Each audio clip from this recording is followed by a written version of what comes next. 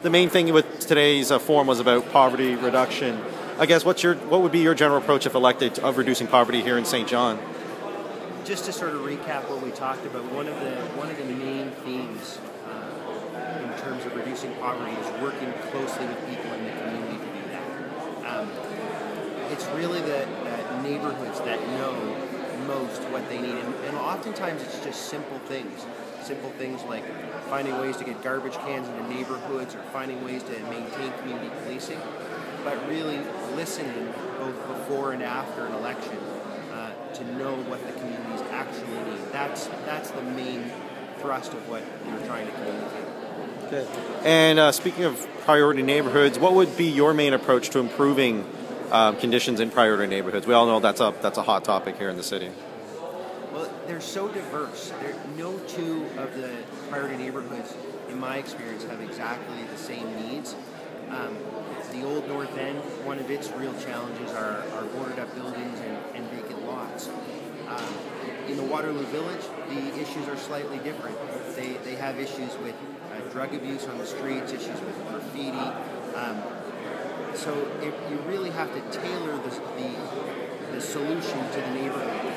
And at the risk of saying what I've already mentioned, you really have to work closely with those neighborhood groups to understand what's the individual thing your neighborhood group needs, and then find a way to implement that. In the Waterloo Village recently, it was as simple as arranging for some new garbage cans.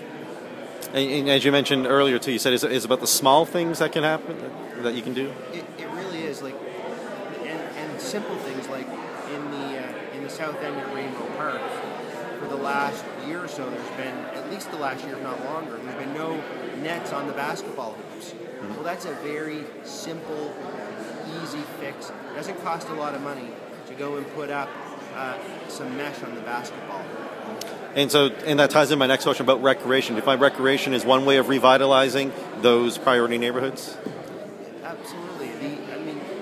Recreation provides an opportunity for youth especially, and all ages, to be active and to be doing things. And one of the things that I've heard from the youth, they feel, gee, I haven't got anything to do, there's nothing to do in my neighborhood.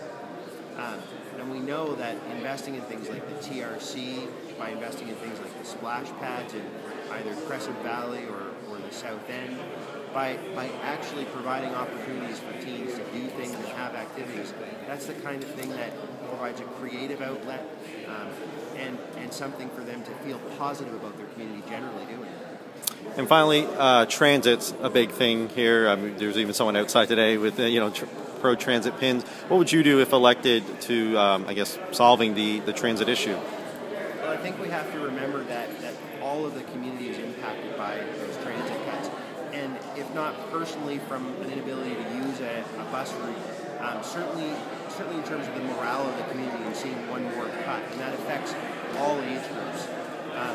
What we have to do, and what's unfortunate with the recent cuts, is that there really wasn't an understanding. There wasn't data collected and a study done to know how it impacted the community. And I'm thankful that Vibrant Communities has stepped forward to do that study and to actually talk to people on the ground. I think that has to be the commitment of any new mayor, any new council, is understanding transit issues before decisions are made that impact people. Is it a simple matter of just putting more money into it, or does it go deeper than that? Well, it probably goes deeper than that, because we want to have efficient routes. We need to have routes that actually serve the needs of the people. It shouldn't take a full day to go get a prescription from the Lower West Side like it has in the past. We have to actually know how it's impacting the people on the ground.